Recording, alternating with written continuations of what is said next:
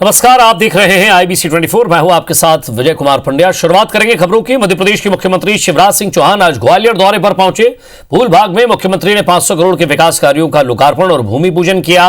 वहीं अगले 5 सालों में ग्वालियर के विकास के लिए 5000 करोड़ के विजन डॉक्यूमेंट पर 2 घंटे तक समीक्षा की है। बैठक के बाद सीएम ने कहा कि ग्वालियर शहर के विकास का रोडमैप तैयार हो चुका है। अगले 5 साल में शहर में 5000 करोड़ का निवेश होगा। इस पैसे का उपयोग ग्वालियर के पर्यटन, इंफ्रास्ट्रक्चर, ट्रांसपोर्टेशन, सौंदर्यीकरण और बुनियादी सुविधाओं पर किया जाएगा, जिससे शहर का तेजी से विकास होगा। साथ ही युवाओं को रोजगार के नए अवसर भी उपलब्ध हो सकेंगे। समीक्षा बैठक के बाद सीएम शिवराज सफाई कर्मी राम सेवक के घर पहुंचे और खाना खाया। इस दौरान केंद्रीय मंत्री नरेंद्र सिंह तोमर और ज्योतिरादित्य सिंधिया भी मौजूद थे। दोनों नेताओं ने शिवराज सरकार की जमकर तारीफ की।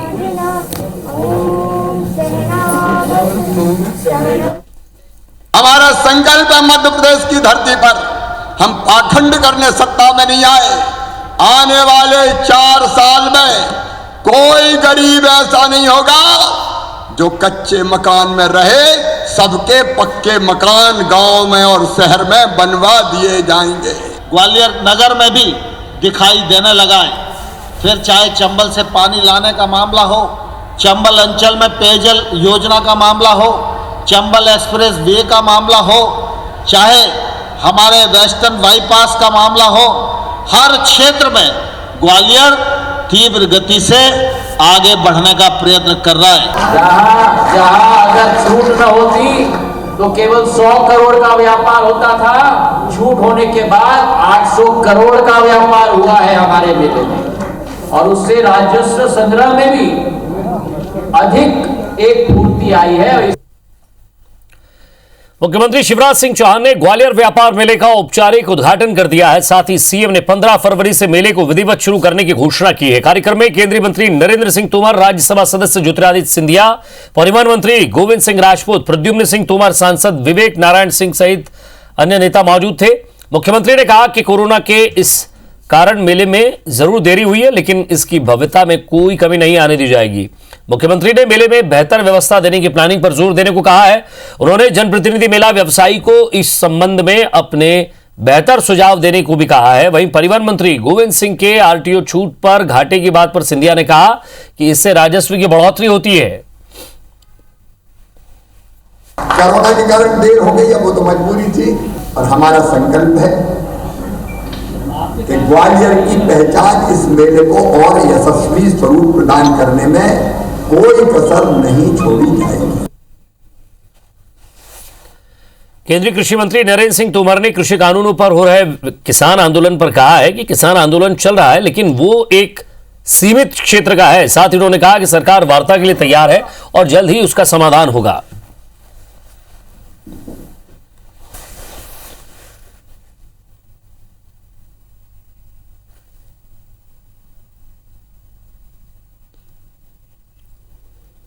किसान आंदोलन चल रहा है, लेकिन वह कुछ सीमित क्षेत्र का है।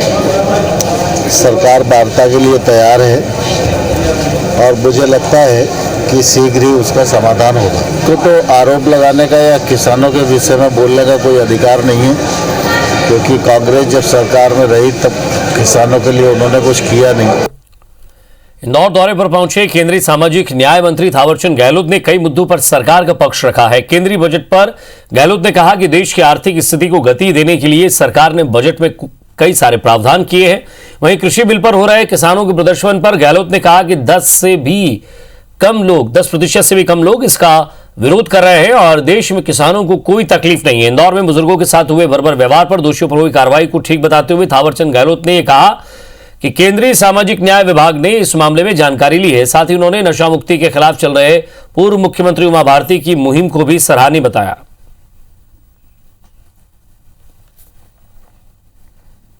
देश भर में, इतने बड़े देश में बाकी जगह कहीं चक्का जाम देखने को नहीं मिला।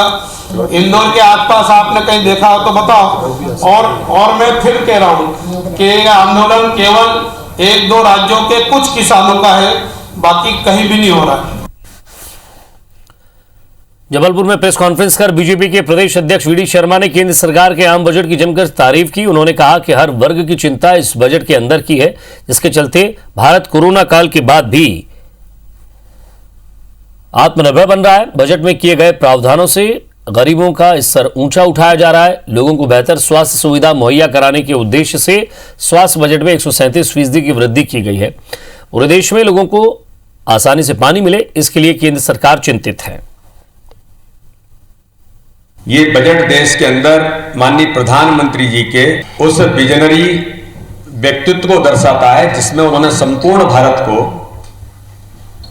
देश के आम गरीब जनमानस को केवल गरीबी हटाने का नारा नहीं, गरीबों का जीवन स्तर ऊंचा कैसे उठेगा, इन मुद्दों पर ये बजट पूरे देश के अंदर आज जिसकी सराहना हर समाज वर्ग कर रहा है। मध्य प्रदेश बीजेपी की कमान संभालने के बाद प्रदेश अध्यक्ष वीडी शर्मा को एक साथ कई मोर्चों पर किला लड़ाना पड़ रहा है। इसमें पीढ़ी परिवर्तन से लेकर मैदानी स्तर पर विभिन्न मोर्चों को सक्रिय करने की चुनौती भी शामिल है। बीजेपी के मोर्चे पिछले कई महीने से निष्क्रिय हैं, जिसने बीजेपी की चिंता बढ़ा दी है। बीजेपी में मोर्चा प्रकोष्ठ कार्यकर्ता और जनता को सरकार की नीतियों और पार्टी के विचार से जोड़ने की महत्वपूर्ण कड़ी है, लिहाजा इनकी निष्क्रियता बीजेपी के लिए चिंता का सबब बनी हुई है।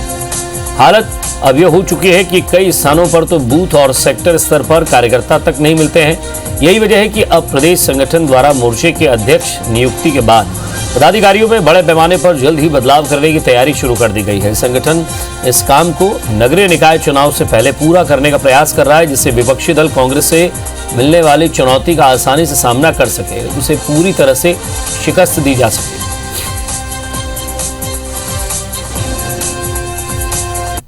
सत्तारूढ़ पार्टी के मोर्चा मैदान में कैसे अपनी सक्रियता दिखाएं, सड़क पर सक्रियता दिखाएं, इसका पूरा प्लान भाजपा संगठन नेतृत्व तैयार कर रहा है। आजकल बीजेपी में ये हो गया कि ऊपर से लेकर नीचे तक कोई किसी की सुन ही नहीं रहा, इसलिए जितने मोर्चा संगठन बने हैं इनके, उसमें इतनी निष्क्रियता है कि नीचे तो पता ही नहीं लगता कि मोर्चा संगठन है या नहीं है।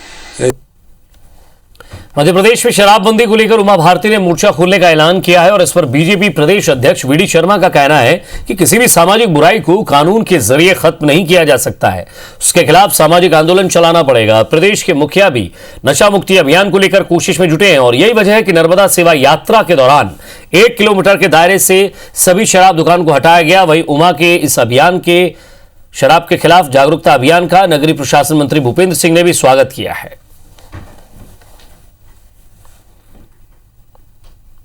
उमा भारती जी ने पत्र लिख करके इस बात को क्लियर किया है कि हम एक सामाजिक आंदोलन चलाना चाहते हैं और समाज की किसी भी बुराई को कानून बना करके खत्म नहीं किया जा सकता, सामाजिक आंदोलन से ही इन चीजों को खत्म किया जा सकता है। हमें लोगों को नशा मुक्ति की तरफ प्रेरित करना चाहिए, लोग नशे को छोड़ें। इसके लिए जो लोग भी प्रयास कर रहे हैं सभी का स्वागत है और इसके लिए मध्य प्रदेश सरकार की तरफ से माननीय मुख्यमंत्री जी भी स्वयं सब जगह ये संकल्प लोगों को दिलवाते हैं। एकदम अचानक शराबबंदी करने से अवैध शराब का कारोबार तेजी से बढ़ेगा, जहरीली शराब तेजी से बढ़ेगी। मध्य प्रदेश के गृह मंत्री नरोत्तम मिश्रा आज दतिया पहुंचे, जहां पर वो सहकारिता कर्मियों के कार्यक्रम में शामिल हुए। गृह मंत्री ने उत्कृष्ट कार्य करने वाले सहकारिता कर्मियों को शील्ड और प्रमाण पत्र देकर सम्मानित किया। इस दौरान कार्यक्रम को संबोधित करते हुए मिश्रा ने कांग्रेस नेता कमलनाथ और दिग्विजय सिंह पर जमकर निशाना साधा।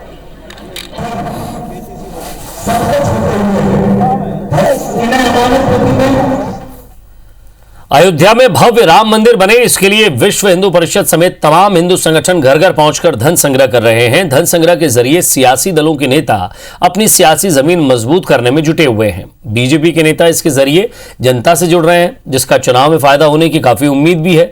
और इसे ही देखते हुए अब कांग्रेस के बड़े नेता से लेकर छोटे नेता भी इस अभियान में कूद पड़े हैं।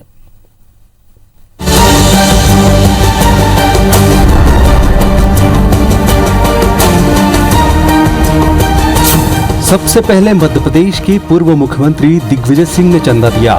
इसके बाद उनके समर्थक और विधायक पीसी शर्मा अपने समर्थकों के साथ जनता के बीच जाकर मंदिर के लिए दान देने की बात कही। इसके अलावा पूर्व कृषि मंत्री सचिन यादव ने भी 1 रुपए राम के नाम से अभियान चलाया। कांग्रेस विधायक संजय शुक्ला भी राम मंदिर धन संग्रह से जुड़े। इनके अलावा भी कांग्रेस के कई नेता खुलकर अब चंदा जमा करते दिखाई दे रहे हैं। इसमें राम मंदिर का जहाँ तक सवाल है, सुप्रीम कोर्ट के आदेश हुए हैं, जो सबसे बड़ी न्यायिक संस्था है, उस पर से राम मंदिर बन रहा है। और राजीव गांधी जी ने रामलला का मंदिर का ताला खोला था, 1980 में भूमि पूजन किया था। तो कांग्रेस के स्टैंड इसमें क्लियर है। अभी हमारा स्टैंड एक ही है कि चंदाखोरी बंद होना चाहिए। बीजेपी के नेता इस मुद्दे को सियासी मुद्दा ना बताते हुए आस्था से जुड़ा बताते रहे हैं, लेकिन इस अभियान से उन्हें चुनावी फायदा मिलेगा, ये बीजेपी के नेता भी जानते हैं। बीजेपी राम मंदिर संग्रह के जरिए 2023 विधानसभा और 2024 लोकसभा चुनाव की सियासी जमीन तैयार कर रही है। कांग्रेस के जो लोग इस प्रकार का चंदे का धंधा कर रहे हैं और उनके पास में अगर ट्रस्ट के अधिकृत कूपन, रसीदें या उनके तत्वाधान में नहीं है तो कृपया सतर्क रहें, सचेत रहें। कांग्रेस केवल और केवल ढकोसला षड्यंत्र कर रही है और कहीं ना कहीं इस पूरे धन संग्रह को, समर्पण निधि संग्रह को संदिग्ध बनाने का प्रयास कर रही है। बीजेपी और कांग्रेस दोनों सियासी दल राम मंदिर धन संग्रह अभियान में कूद गए हैं, जहां कांग्रेस के नेता सीधा राम मंदिर ट्रस्ट में पैसा जमा करने की लोगों से कह रहे हैं, वहीं बीजेपी के नेता घर घर जाकर चंदा ले रहे हैं। अब देखना होगा कि इस घर घर दस्तक से कौन चुनाव में वोटों की फसल काटता है। सुधीर दंदोतिया, IBC 24 भोपाल। और देवास में वन विभाग के बीट गार्ड की हत्या के 2 आरोपियों को पुलिस ने गिरफ्तार कर लिया है। पुलिस ने आरोपी मोहन भिलाला और गुलाब भिलाला को गिरफ्तार किया है। वहीं ध्यान सिंह भिलाला और दीप सिंह भिलाला अभी भी फरार हैं। आपको बता दें कि 2 दिन पहले वन रक्षक मदन लाल वर्मा अपने बीट का निरीक्षण कर रहे थे। इसी दौरान उन्होंने तस्करों को देखा और उन्हें पकड़ने के लिए ललकारा। वन रक्षक इसका वीडियो भी बना रहे थे। इसी दौरान आरोपियों ने वन रक्षक की गोली मारकर हत्या कर दी। इस मामले पर प्रशासन ने संज्ञान लेते हुए आरोपियों के खिलाफ सख्त कार्रवाई के निर्देश दिए थे, जिस पर पुलिस ने विशेष टीम गठित करके आरोपियों की तलाश शुरू कर दी। आपको बता दें कि पुलिस की तफ्तीश में बीट गार्ड का लाइव वीडियो काफी मददगार साबित हुआ।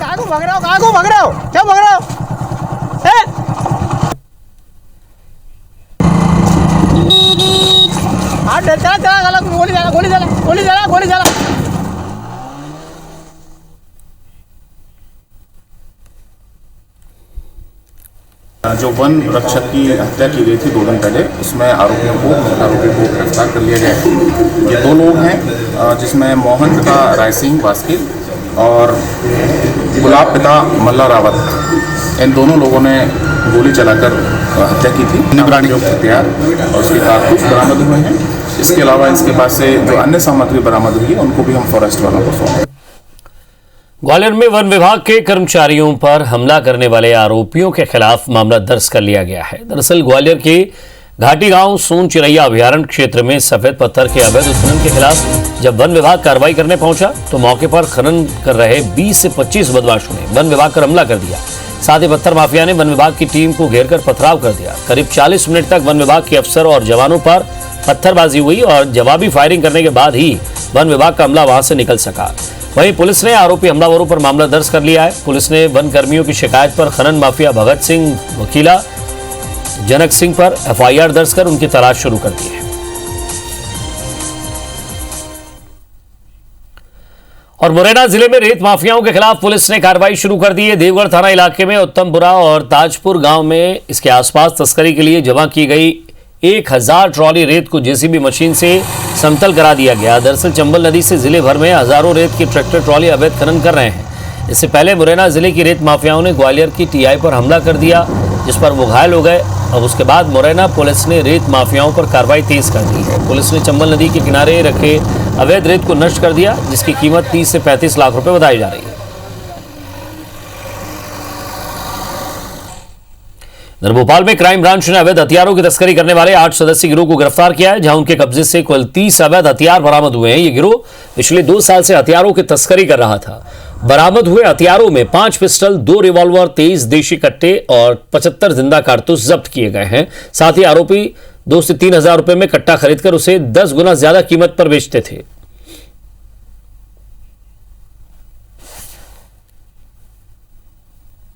30 आप देख रहे हैं टोटल अवैध हथियार हैं, जिसमें 72 कारतूस भी हैं, इसमें कट्टे भी हैं, पिस्टल भी हैं, 315 बोर की जो आप सामने देख रहे हैं। इसमें जो 8 लोगों की अभी फिलहाल गिरफ्तारी हुई है, इसमें आगे भी हम अभी काम कर रहे हैं और निश्चित रूप से इसमें आगे भी जो हथियारों के संबंध में पूछताछ जो होना है, उसमें आगे भी बहुत सारी चीज़ें और खुलने की संभावना है।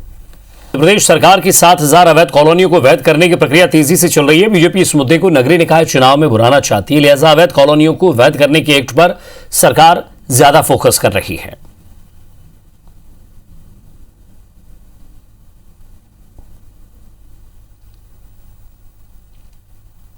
जीवन जीने का अधिकार सभी को है और जीवन जीने के लिए मूलभूत सुविधाएं प्राप्त करने का अधिकार भी सभी को है।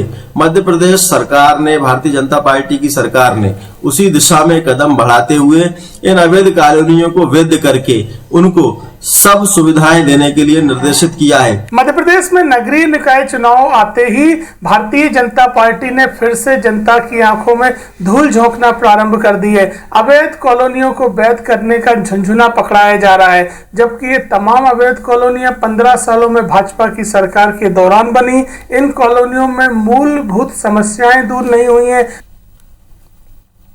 इंदौर में बुजुर्गों के साथ हुई अमानवीय घटना के 10 दिन बीत जाने के बाद भी बेसहारा बुजुर्गों को इंसाफ नहीं मिल सका है। विभागीय जांच की रिपोर्ट अब तक नहीं आई है, हालांकि जल्द रिपोर्ट आने का आश्वासन दिया जा रहा है।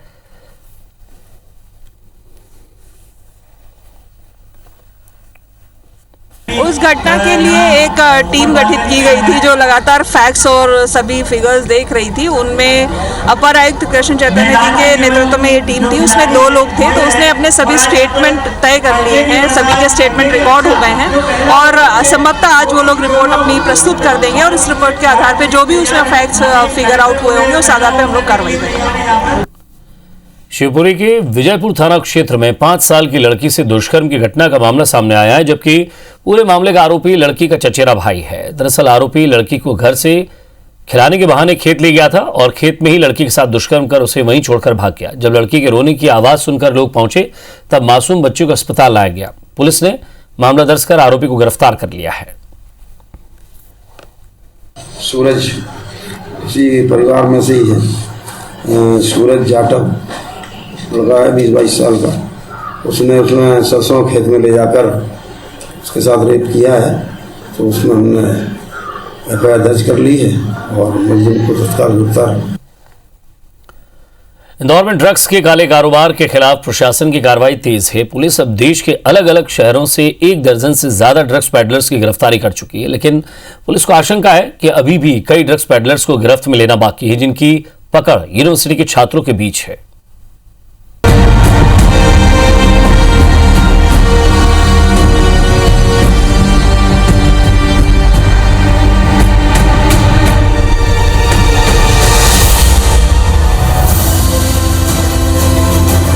मिनी मुंबई कहलाने वाले इंदौर में ड्रग्स माफिया के बढ़ते अवैध कारोबार के खिलाफ पुलिस प्रशासन की लगातार कार्रवाई जारी है। ऑपरेशन प्रहार के तहत इंदौर पुलिस देश के अलग अलग शहरों से कई ड्रग्स पेडलर को गिरफ्तार कर चुकी है।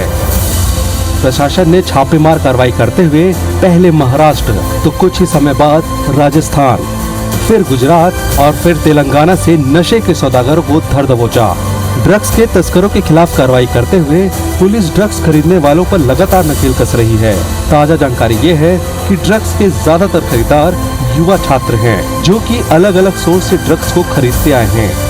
बताया जा रहा है कि यूनिवर्सिटी कैंपस में पढ़ने वाले हॉस्टल के छात्र के बीच पैडलर्स की अच्छी खासी पैठ है, जिनकी जानकारी अब तक पुलिस के पास नहीं है। लिहाजा पुलिस इन छात्रों के बीच जाकर ड्रग्स को बेचने वालों की जानकारी जुटाने में लगी हुई है, ताकि ड्रग्स के पूरे मायाजाल को पूरी तरीके से खत्म किया जा सके।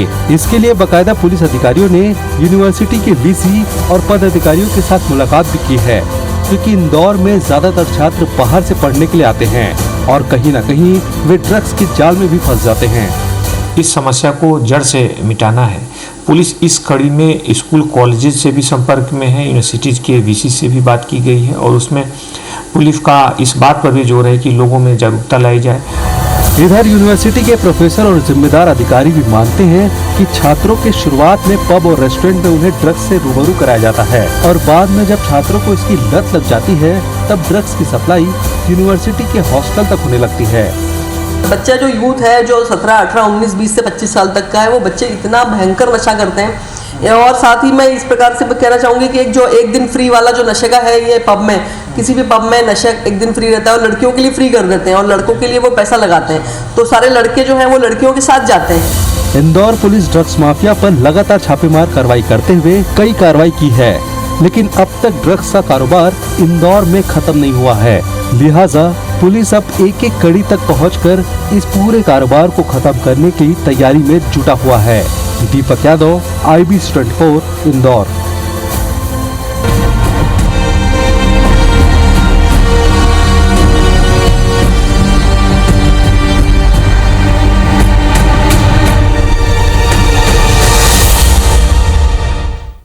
और इसी के साथ फिलहाल इस बुलेटिन में इतना ही। नमस्कार।